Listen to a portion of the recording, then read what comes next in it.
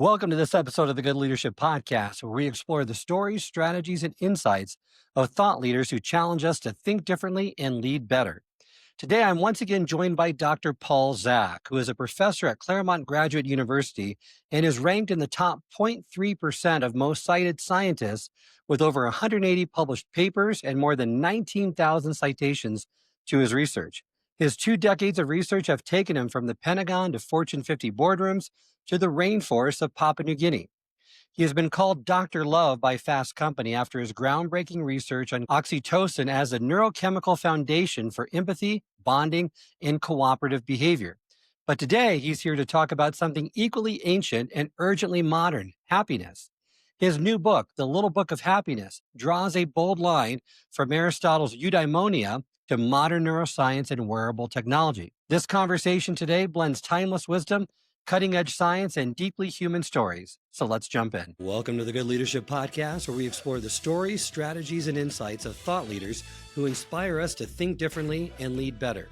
Through candid conversations and expert perspectives, we dive into the challenges, breakthroughs, and practical lessons that shape exceptional leadership. Welcome to the program, Dr. Zak. Thanks, Charles. Yeah, Paul's good. Paul, the first question I always have, and I know you've been on the program before, but to remind our listeners, give us more insight on your background and maybe even looking back on your career in neuroscience and behavioral research. What initially sparked your curiosity about the biological roots of happiness and human connection? Started doing this research about 25 years ago, and so much of the research and the news focuses on bad behavior. But we see a lot of good behavior in humans. And the question was why? What are the mechanisms that promote good behavior versus bad behavior? If we understand the mechanisms neurologically, then we can look at factors that influence or inhibit those mechanisms. And so maybe because I'm an optimist, like there's so much good behavior, it just doesn't get the press, nor was it getting the academic research. And around 2000 is when this field called positive psychology started kind of developing. And I think I was influenced by that as well. Good behavior is really interesting to understand, but it's like water for fish. It's so obvious that we just miss it. And so that really was the start of this research on human connection, why we trust strangers, and ultimately into happiness. And your laboratory is known for its pioneering research on oxytocin and the science of trust.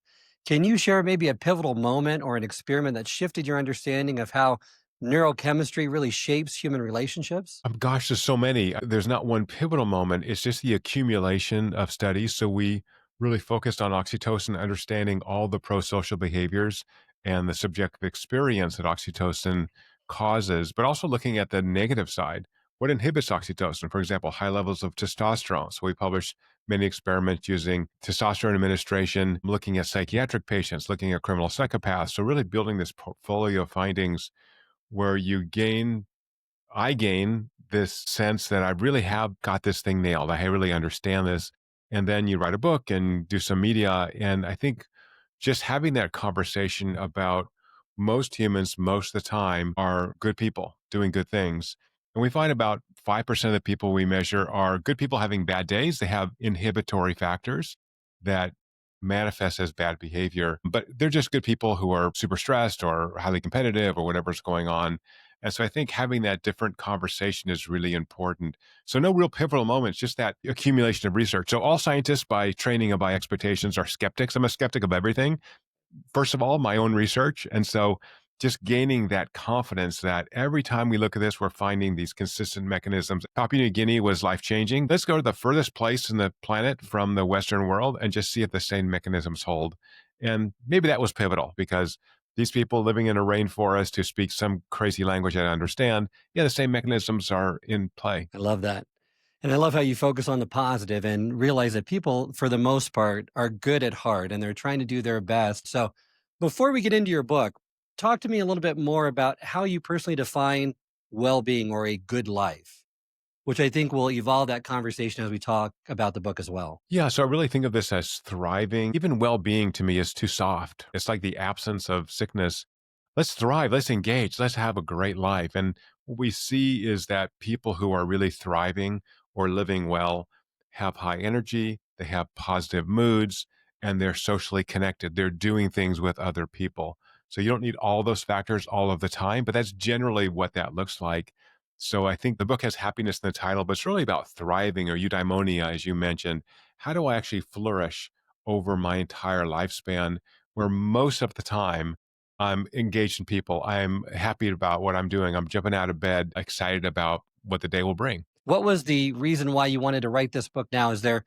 Was there some personal reason? Yeah, I mean, after 25 years of doing this, often I will do media like this, and we've known each other a while, Charles. I'm a very practical person. I'm trying to solve problems, and I realized that what was kind of missing was how to summarize everything I've learned, everything lots of other people have learned about what to do. So this book was consistent with research, recent research out of Oxford University, that showed about 50% of people's happiness is due to having a quote rich social network. So 50%, that's pretty good, right? What does rich mean? Does that mean the number of people that are, on my phone? Does it mean how many Facebook friends I have? Like it's just poorly defined. At the same time, a couple of years ago, as you know, we launched a free app that measures those things in life that neurologically give you the most value. Those are the things that allow you to thrive. They tell you these are almost always social engagements, but what you're doing that you just love doing that you don't necessarily know because these signals are in the unconscious old areas of the brain. And so by working on that app for the past couple of years and then getting a lot of data from it, oh, this is a good time to encapsulate how to use it, right? So we have measurement. We have a new app that measures that, that comes with a book. And we have lots of accumulated knowledge. Great. What the heck do I do with it? Exactly. And this book really encapsulates both. This book is both about ancient wisdom and modern neuroscience coming together in a way that we've never been able to do before based on the technology. In the introduction to the book, you list a couple of famous figures throughout history, Aristotle and Ben Franklin, and especially Ben Franklin, how he really tried to embody certain virtues throughout his life to be a better person overall. And he identified 12 virtues. You identified, I think there's up to 45 now that you list in the book. Talk to me about why the book is structured in the way it is and how that helps the reader really get to apply these. Love Ben Franklin, where he really lived this full life. Was a scientist, was a diplomat, was a politician. So as you said, Franklin had read the ancients like Aristotle, who developed a philosophical theory called virtue ethics. That we are happy when we're virtuous. So let's talk about that. And Franklin, as a practical person, too, put that to practice in his own life. So if we think of the opposite of virtue, those are sins. So the seven deadly sins are deadly because they are selfish. They're like, I'm more important than you. Virtues are pro-social. They're like, you're important. I'm going to give to you. So now we get back to this motivation for the book.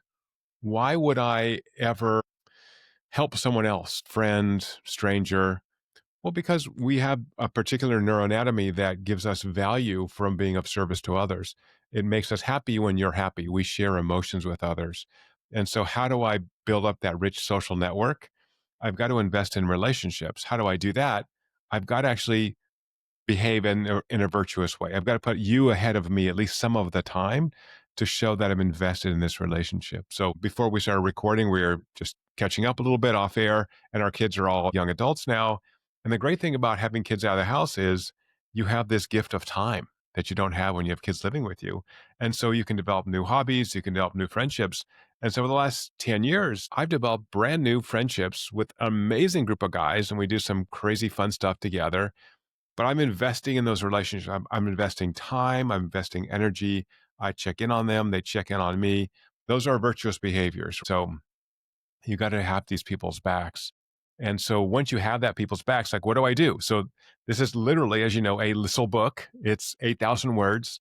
It's meant to be something you read over the course of 6 months or so. And it just gives you exercises that will give you an idea or a method to invest in those social relationships. And here's where the paradox is kind of interesting. Let's suppose you're the most selfish person in the world and you want to live a longer, happier life. So we know that happy people live longer substantially. What do you have to do to live a longer, happier life? You have to invest in relationships. Even if you're a selfish bastard, you got to actually build friendships and be virtuous. Now, of course, that is a paradox because selfish people are generally not virtuous. They're self-focused. But that's the kind of hook we have. And I think there's so much out there in the world in social media. And the standard view in evolutionary biology and economics is, why would I give away my resources, my time, my energy?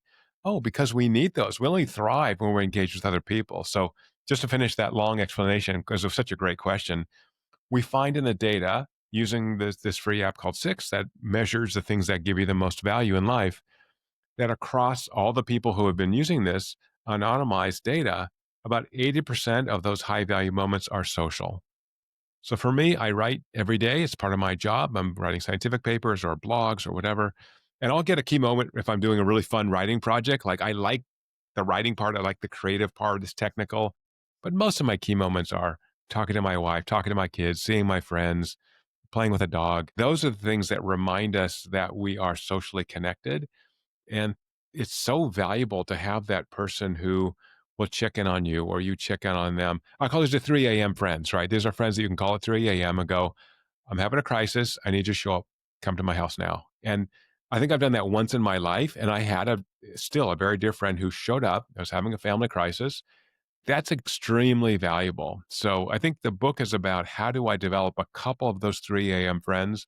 The data suggests if you have two or three people that you can call anytime that will be there for you, that's not outside your family, you're in great shape. You're in great shape for the rest of your life. So I've got to develop those relationships. And I'm sorry, I'm such a nerd. I think for normal humans, we have friends, we hang out, we go to games or whatever. But I'm trying to systematize this because I think for a lot of people, particularly younger people, they have difficulty building those relationships. And for me, like you, Charles, I probably work too much. I love my three jobs. I work 7 days a week because I want to. And I think I underinvested in relationships until recently, particularly because I was so busy with my kids. And so I think this is a book for people like us who maybe underinvested in those relationships and are like, okay, well, what should I be doing? That's such a critical distinction because you hear with people living longer, it's better diets, exercise more. You don't talk enough about the social connections. And there's no question we're social creatures. Social connections are essential for us to thrive. Your research, your data even supports this even more so and gives that a scientific basis for that is that having a close group of friends that you truly care about is more effective at extending health span than even quitting smoking, you state. There's a lot of evidence to support this that we need to expand and put more of our efforts into developing these social relationships. And I'm sure there's a lot of listeners listening with being in a leadership position. You focus on work, you work hard. And usually the thing that gets shortchanged is your social relationships with family, with friends, because you feel like you need to climb that corporate ladder. You're doing what you love, you're doing research, but we can't forget that having a rich social network means greater happiness for the most part. It's not just the quantity, it's also the quality. And we need to invest in those relationships and make sure that we're putting that as a priority if we do want to live a long, happy life. And also, I think this is like put on your mask first before you can help someone else. So if you are struggling in your personal life, if you're feeling just beat up and burnt out, you're not going to be a great leader. You're not going to be able to engage with other people. So there's this old saying, which is true in neuroscience, that neurons that fire together wire together. So when we become better social creatures, we become better friends, better spouses, we're also better leaders. And I think that's really the key. If I'm just a work machine and then I go home and I can't engage with my spouse or my kids, that's not a sustainable leadership approach. So I have a friend who's a retired Navy fighter pilot who's the most charming person. This is why he was a commander of a squadron. You'll follow this guy into hell. He's so damn charming. Now, he just has his personality. He's amazing. But imagine from a leadership perspective, if I can use the exercises in the little book of happiness, and it's a book of exercises, strengthen my social skills, become a more charming, more persuasive, more engaging leader. Think of the win-win space I have there, and also a better spouse and a better friend. I'm winning on all those dimensions. And if you don't believe us, listeners, Dr. Paul Zak has plenty of evidence to back this up as well. So the science is there, it's clear. And the brain is constantly adapting to our internal and external environments. And by following the program that's laid out in this book, you can strengthen the social connection networks in your brain and realize the benefits. The book comes with a free app that allows you to measure this so that you see it happening in real time and hopefully these happiness moments increasing as part of your everyday life. The initial data stay private to the individual with the app, but also what thriving means to you, Charles, and what it means to me are going to be different things. The sort of blanket approach that we've talked about so far, which is invest in relationships, be a better leader, all good advice. But how do you do it? What are the most important relationships in your life? And we're all in teams. I was recently working with the Navy SEALs, and these are guys who are towards the end of their career, and they're going to get transitioned out and back into civilian life. And they all start using the app. The most important thing is to share your data with your close friends. So I don't have to check in on Bob, wonder how Bob's doing. I can just see the app will actually share the number of key moments. So these key moments are the most valuable experiences you have per day in a well defined neurologic sense. So I see Bob's not getting very many key moments. I can send him a emoji. I can text him. God forbid, I could call him up and say, "Hey, Bob, you've had a bad 3 days. What's going on? Do you want to meet for a coffee?" So that's how I invest in those relationships. So I think of this app as your sweet little grandma that just reminds you, "Hey, Charles, reach out to your friends, check on your brother," because we're busy and we forget. So if I see someone else's data in there, oh yeah, Bob's not doing that well. He's only had one key moment in the last 3 days. He probably needs to reach out. And again, for the SEALs and for a lot of us guys in particular, I don't want to ask my friends how they're feeling. Really, I'm interested, but it feels uncomfortable for whatever reason. But if I just see on their app, my friend Bob is not doing so well, then I'm motivated to go, hey, actually, I know that you're not doing so well, or you're under stress, and I want to now invest in that relationship by saying, what do you need? What can I do to help you? Because you're a dear friend. Let's get into the book because each chapter of the book defines one virtue, describes what it means or what it does in the brain, and provides practices based on scientific research. There's also a blank page, which I love, next to each virtue. So you can take notes and build a library of insights of what you've learned from that practice.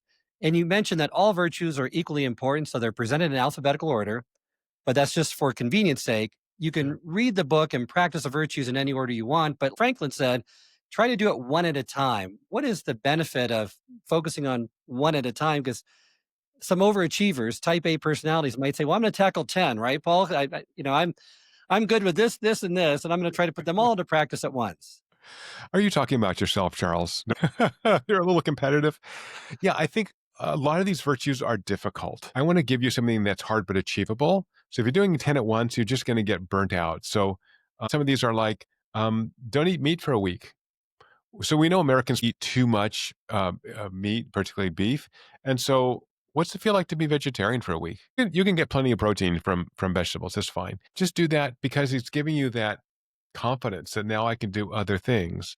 And so now when I go to dinner with my vegetarian friend, I can go to a vegetarian restaurant because I've eaten vegetarian. So it's these little steps that stretch you. So one of the interesting things we see in the neuroscience of thriving is that to thrive, you actually have to grow. I need to extend that wiring in my brain, extend my behavioral repertoire. And to do that, I need to be pushed a little bit. So a lot of these um, exercises in the book to become a more virtuous human being are a little bit difficult. And so, yeah, don't overwhelm people. And you certainly can bounce around. So some of these are like exercising. Whatever you do for exercise, increase it by 50% for 2 days and see how it feels. Oh, wow. Okay. So if I walk a mile a day, I'm going to try to walk for a mile and a half for a couple days. That's for most people, that's doable, given that you're healthy enough. And so just it's those little things that give me that confidence that, oh, I can do this thing. I want to have that oxygen mask on my face so that I have the ability to be of service to others, to be a great leader, to be a great parent. And to do that, I've got to make sure I myself have this sense of resilience. That makes sense. When I looked and read through the book, I was curious, which virtues do you think are the most overlooked today? It's a great question. I think it's such a personal question. For me, I can only answer it personally. One of the virtues is silence. It's very hard in the busy world we're in. This is funny because this is social, right? But with my friends, when we go to happy hour, have coffee, sometimes I'm such a nerd, but sometimes if I have a good group of friends, I'll prepare topics. Like, here's some stuff I've been reading about or thinking about. I'd love to get their feedback. But then the goal is for me internally, shut the hell up and just listen. Don't prepare the reply. Don't stop, right? Listen to that. So what I do in my calendar, I just put out thinking blocks. Just by the way, I do it for working out, I do it for lunch. Thinking about putting a block in your calendar twice a week for 2 hours for silence. So we know that so many good ideas come to us when we are not getting a lot of sensory information, like in the shower. And so, why not build that into your calendar? For me, it's been a huge help. I get so many good ideas. I do it walking because I'm just too hyperactive. So, it's hard for me to sit still for very long, but I will just go out and hike without a book, without ear pods, and just let my mind wander and just be embedded in that experience. I've heard from a lot of leaders to say they're in execute mode all the time. They don't have time just to ponder their thoughts, to think more deliberately about them, think deeper, and they're just executing throughout the day. On weekends, they have no downtime. So that's definitely one that I see that needs to be more of a focus for many leaders. One for me that I always struggle with is patience. It's one of the rarest virtues in the modern world. And it's difficult for me because everything is engineered around me for immediacy, right? Right. Impatience has become more normalized for me in an everyday practice. So I've learned that professionally, and my kids and my wife, they teach me that every day. Can I offer you a suggestion? So again, this in this world of neurons that fire together, wire together. One thing I did years ago, because I'm very impatient like you, because I got a lot to do, get out of my way, is I'm a very impatient driver. So I just put a sign in my car that said patience. I just pasted it on my dashboard for 6 months, rewired my brain to just take a breath. You're only going to save 30 seconds or a minute. It's not a big deal. No reason to risk anything, a ticket or being unsafe. And so we need that constant feedback. And that's why the book comes with the app, because without that feedback, it's very difficult to change our default behaviors because our neurons have already wired together to do a certain thing. So just a little teeny reminder is sometimes all we need. Or your dear spouse reminding you in a nice way. Being more deliberate, having reminders helps out a lot because if it's your default setting, like it is for me, it's not something that I'm going to deliberately, consciously pay attention to or be aware of. Right. So you're right. Talk to me now more about the research that says about self awareness and feedback. So the research suggests that to change a habit, you need about 90 days with feedback. So this book is just a setup to have you identify those one or two virtues you really want to work on, because you're going to explore a bunch of them, and a little feedback mechanism, your sweet little grandma app who's going to remind you to do these things nicely. And so we are adaptable. So I think one of the perhaps interesting findings that people in neuroscience that people don't know is that not only can we establish new pathways even as we get older, we can actually grow new neurons. And so I think about 15 years ago, really interesting research in animals and then in humans showed that we can produce new neurons in areas of the brain in particular associated with forming long-term memories, in areas that allow us to process and regulate emotions. And so if we think about one of the factors that is found in the data on when people get happier in their life is as they get past middle age. So your kids are out of the house, you have a little more freedom, your career generally is established. And so by having a little bit of that space, again, we're back to silence and adapting to this new environment, we're able to invest a little more in ourselves and what is really important to us.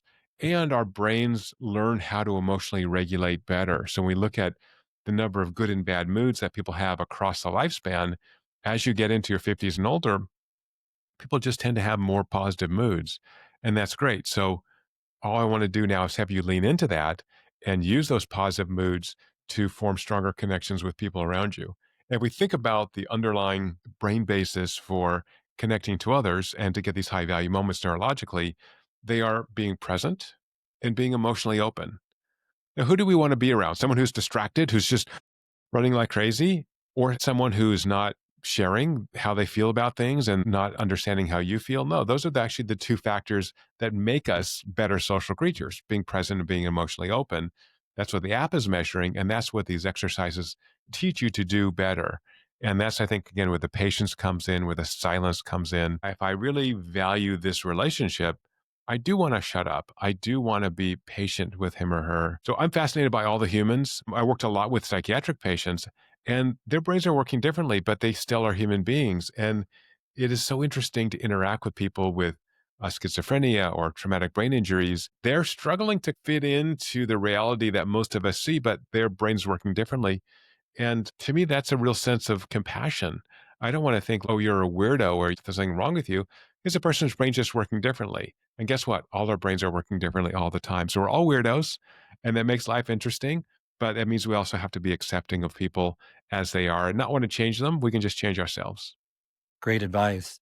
And you mentioned too that Franklin needed that feedback as well for the virtue of humility. Only after a Quaker physician told him he was overbearing did he change. And that moment might have been uncomfortable, but it was transformative for him. And in neuroscience, we call that prediction error signals. When someone gives us honest feedback, the brain detects that mismatch between what we think we are and how others perceive us. And that hopefully that mismatch will then open doors for new learning, destabilizing those neural pathways so new ones can form.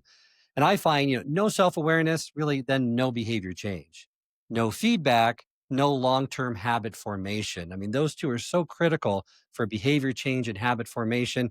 Talked with a lot of the leading habit scientists like Wendy Wood out of USC and BJ Fogg out of Stanford, and they both say the same thing about this. You got to have the self awareness, you got to have that feedback to really form these patterns, these habits. Otherwise, there's default neural pathways that your brain will default to, and you'll just go back to that same behavior. And who better to give us that feedback than people who care about us? So, one of the wonderful things about being an older male is I'm so comfortable telling my guy friends I love them now. These are like my brothers. They know I will always be there for them. I can count on these guys. And by the way, if I'm doing something stupid, please let me know. And so, kind of being able to have that level of I don't have a good word for this, intimacy or connection, where you can just say, terrible idea. I'll give you a concrete example. A very dear friend of mine was having a small midlife crisis, very favorite, very famous guy, decided to run for Congress. I'm not having a big enough impact on the world. And he talked to all his friends, and I was apparently the one friend who said, terrible idea, because you already have a public persona and you get caught in an open mic saying something out of context, and you could lose everything that you spent your whole career building up. Why would you do that?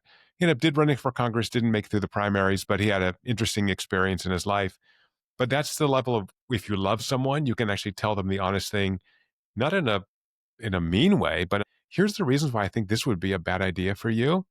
Now, he ignored my advice, but he has said later, you're the one person I think that was really honest with me. Well, okay. He's one of my best friends. Again, he is like a brother. So what's better than having five brothers who are just dear, dear friends? You can help, which makes me very happy. And also who can help me when I need it, or I'm doing something stupid, or I'm just having a bad day. Another advantage of having a strong social network, you have to be vulnerable, you have to let people in, and everyone has blind spots they can't see. So you are never going to find them out on your own. You need people, like you said, people that care about you, that have your best interests at heart, to show you those in a supportive manner, so that that can help build you up, and you can do the same for them. And that comes right back to leadership.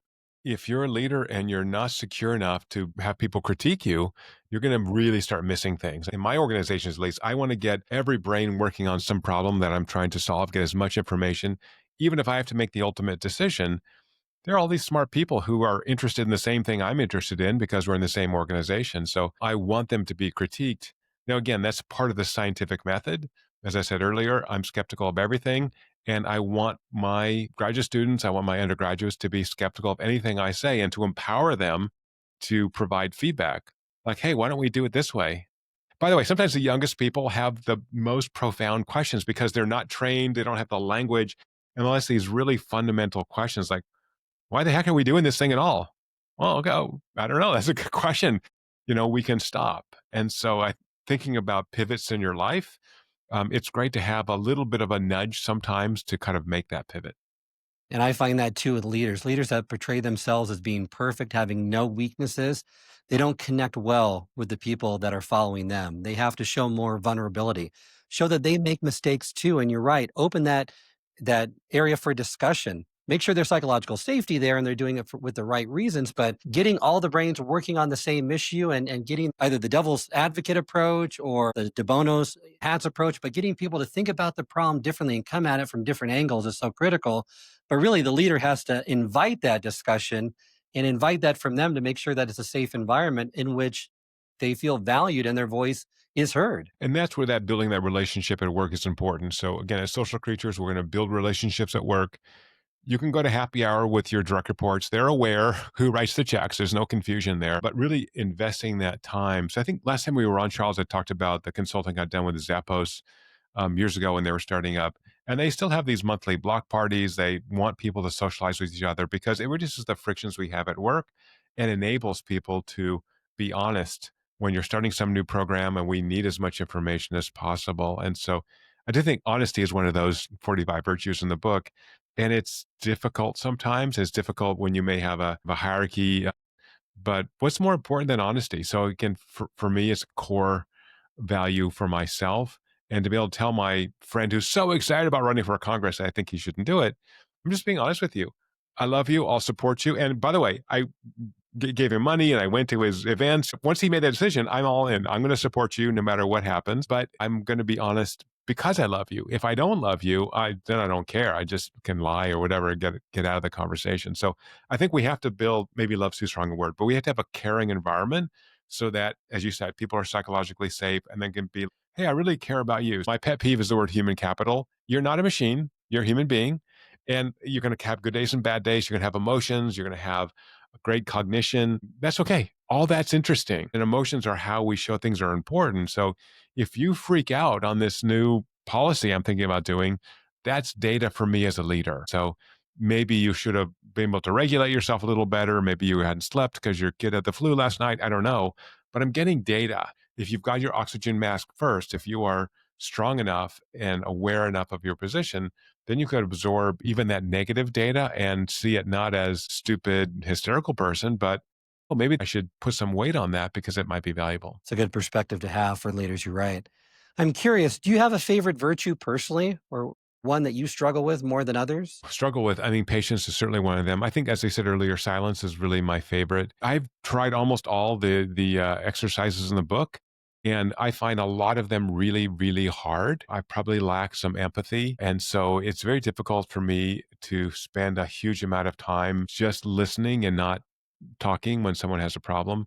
That's just my own issue. And so if I focus on silence, I think I'm getting better. Sometimes it's unhappiness. Someone's having a crisis and they want to share it with me and they're crying and I don't really know what to do with that. But if I'm just there, at least I'm doing something and attending to that person. A few of the ones that I wanted just to profile for our listeners, the overwhelming experience of the extraordinary. I think we focus so much on the negative that we're not looking for the positive. We're not looking even at simple moments that produce this sensation of awe. And you mentioned in the science, awe is activated by a region in the temporal lobe associated with changing one's frame of reference. What are some practical exercises that would help us in developing this virtue more? Yeah. So first of all, quieting yourself. That's a great example. So for all these virtues, you actually need to have sufficient bandwidth in the brain so that you can experience them. So I think awe is a wonderful example of that, where I don't have this experience of the expansive around me if I am talking on the phone, listening to a book, but I have to sort of slow it down. Having said that, I live in a hilly area here in San Diego. If I walk up on the hill tomorrow morning and watch the sunrise, I may have an experience of awe, but Charles, if you and I did that together, so much more fun. So something like awe, because we're, oh, look at this beautiful sunrise. Oh, look at the colors. And right. So we think about almost all these virtues, they are accentuated when you do it with another person. And so I think that's one way also to think about this, that if I want to be present for a human, be a better social creature, I also need to be present for the surroundings around me. And it is difficult. So, yeah, I think reducing the noise, maybe all this comes down to just having time for yourself and your couple of friends, and then you can have more of these experiences. The other one that you mentioned in the book, and I think you state also in the book, is gratitude. It's not only the greatest of virtues, but also the parent of all the others, according to Cicero. If we magnified our blessings as much as we magnified our problems, we'd all be a whole lot happier. And I try to instill this in my kids. I try to instill this into colleagues, is just focusing on the positive. What do you have? Because we always have a tendency to look up. We're not grateful for what we have and realize there's so many people below us that we could help, that we could benefit their lives in some way if we just showed more gratitude and looked with the eyes of service versus just trying to get more. Yeah, absolutely. And that's one reason as we get older, I think gratitude is easier and being a better social human is easier. Many of us have built up that capacity where we can realize how lucky we've been, how many people have helped us, how many mentors have stepped in to guide us. I think gratitude, I think Cicero is right, is really the parent of all the other virtues. That we're on this side of the earth, we're not worm food yet. And most of us have just lived these really blessed lives. And so why not share that with other people? And by the way, be happy about it. We got to where we are. We're not suffering. We're not homeless. We'll have some bad days and good days. But I think I've been extraordinarily lucky in my life and have worked very hard. I'm sure many other people listening have been very lucky too. And just to share that with somebody else, I think mentoring is a great way to show gratitude. It doesn't have to be a formal mentoring relationship, but think about the people you can help. So when people say, "What are you doing now?" Say at this stage of my life, I'm a service dog. I want people to whistle and I'll just come help. If I'm able to help, I'll be able to help because so many people helped me on my way to where I got to. Not that I'm done doing things. I want to keep doing things, but I want to be careful that I'm also giving back to other people. In the tech world, there's this very strong ethos of helping other entrepreneurs. I think partially because to be a startup founder in particular, you have so many emotional highs and lows, and you just need people who've been through this crazy world to support you. But also, I can't tell you how many people in the last 8 years of my company have said, "I think there's a guy I know at Google you should talk to. I think they could really use your technology," or a lady I know at Meta who you should talk to. And so I'm like, I'd love for Meta to use our technology. So I think that kind of approach is that gratitude approach. I can be helpful to another person. Now, you may say, well, now it's going to roll back to you. Hey, that's fine. Doesn't mean you can't help other people out and still get a longer term benefit from it. Or even friendships. Think like in your world, Charles, how many people have you interviewed? How many people do you work with that were customers that became friends? I have so many people that are just friends, and whether they use my company's products or not, I don't care because I just like them. They're interesting. They're fun to be around. And that's very normal for humans. But I think part of that is that gratitude. I'm so grateful that you, like the early adopters for my software, like these early adopters took a real risk. It's an kind of untried technology, believed in me. How can you not be grateful to people like that? I wish more leaders would take that approach that by showing generosity, by showing gratitude to others, it's not minimizing or limiting your success. It's the pie is getting bigger. Instead of that, it's, well, I'm not going to share. I'm not going to tell you about this great benefit or connect you with this person because you're going to be more successful than me. And then I'm going to have less success as a result. Life doesn't work that way. And it's self limiting.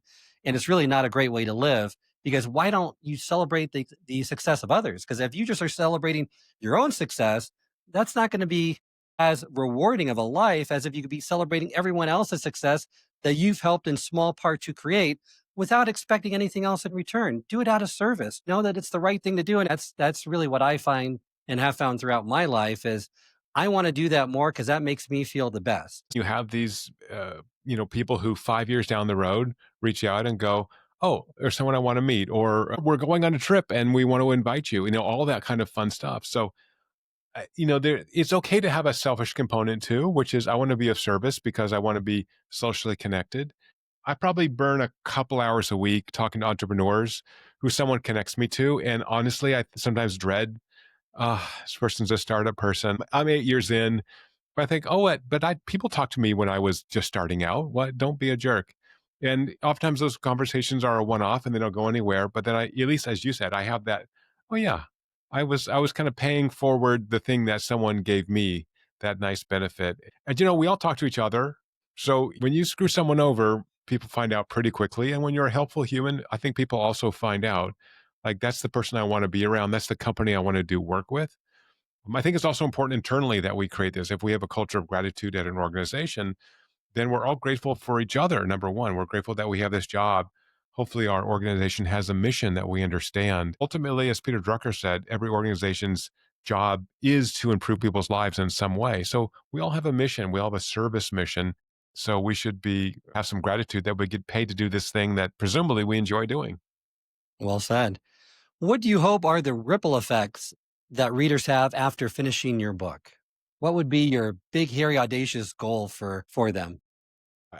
I have very modest goals in life, as you know, Charles. I'm trying to get a billion people on the planet to use our free app to live a longer, happier, healthier life. But in particular, to have a language to talk about emotional health in a non-clinical way. Just what do I do to build up my emotional fitness so that I can be a better human being? I can be a healthier human being. I can be a better leader. I can be a better parent and we haven't really had a way to talk about that in a way that doesn't talk about having a mental health crisis. This is really about building up your capacity to be a fully rounded, thriving human being, which means that people around you are also brought up. If you're diminished, if you're burnt out, if you're not able to perform well at work, you're not going to be that great to be around at home either. I agree. Well, let's talk about the six app, how that fits into this bigger picture as well. I love it. Seeks to quantify happiness through peak high value moments. So Talk to us about the relationship between quantity and quality of these moments. Right. So where the rubber hits the road with the having a rich social network is how do we define rich? And the short backstory on that is because the brain is so energy hungry, it wants to essentially idle most of the time. It wants to return to this kind of default state.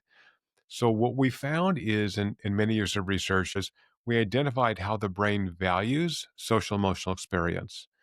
And then we did research in the last 4 years showing how much social emotional value your brain needs to thrive, to have positive mood, to have high energy, to be engaged in life. And the short answer was six well defined moments where my brain is investing a lot of metabolic resources, that this is a really valuable moment. Now, why it's six and not two and not 19, I have no idea. It just empirically turned out to be six. And that is, I think, the 21st century analog of the 10,000 steps goal. I want to get these six high value moments. They're going to be unique to me.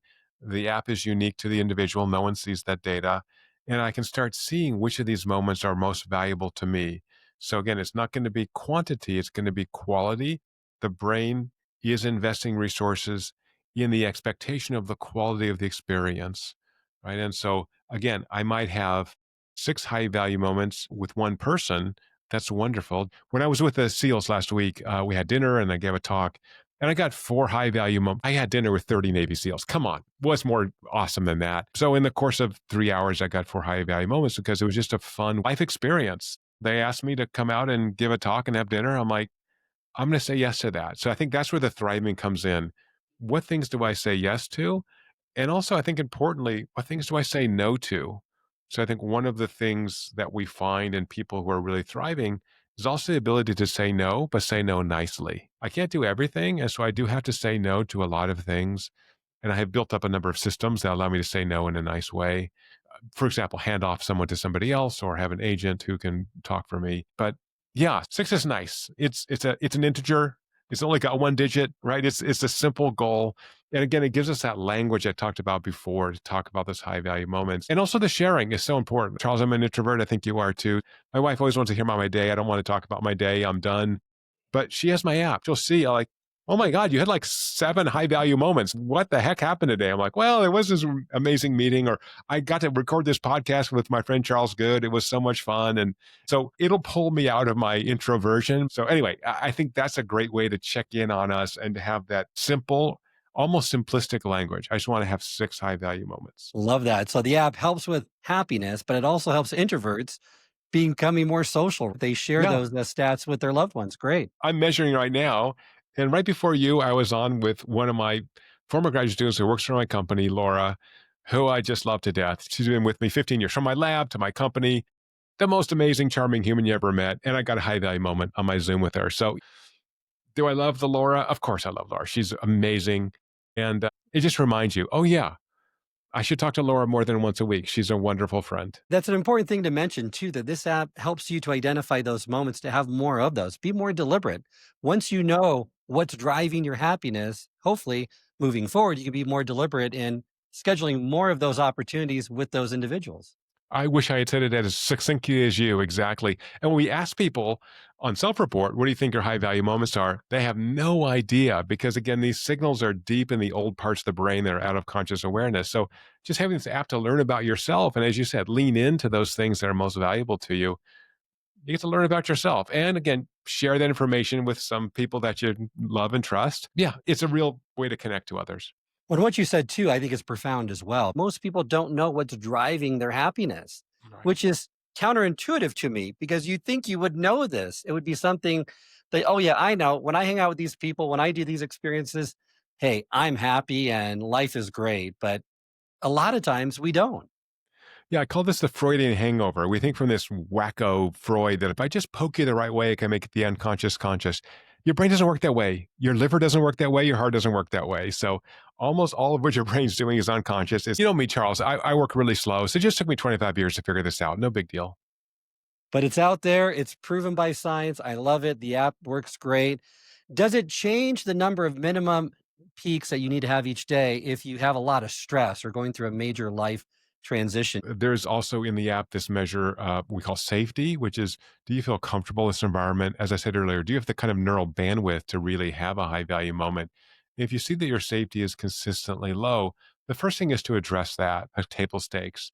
And so we do find that people, for example, who are ill will have very few key moments. And that makes sense. If you're not feeling good, you're socially withdrawn. Percent of those high value moments are social.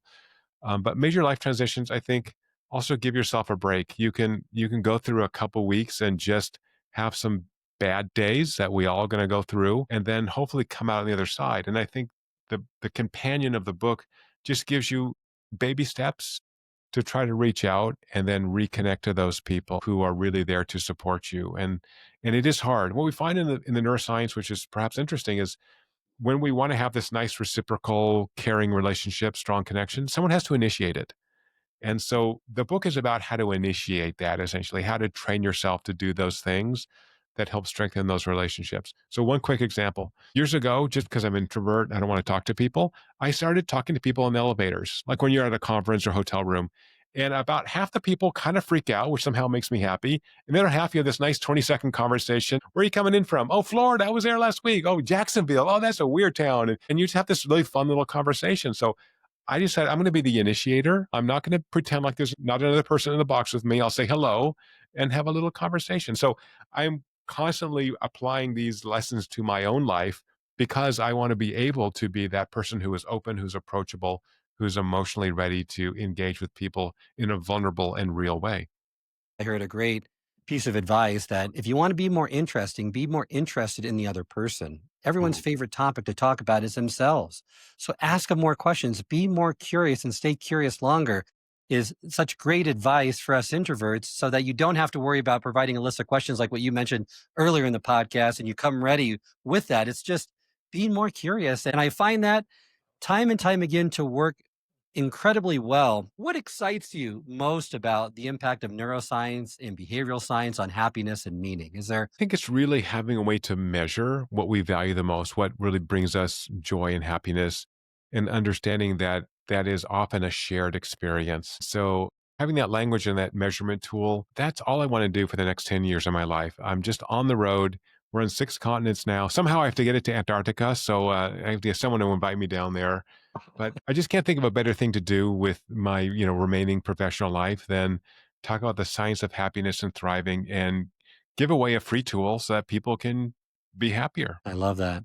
Well, from our conversation today, Paul, is there one thing that you would love our leaders listening to do as a first step? Tell someone not in your family how much they mean to you. That's it. Practical, but perfect advice. Thank you so much, Dr. Paul Zach, for joining me today. Remind our listeners how they can get the book, get the app, and connect with you.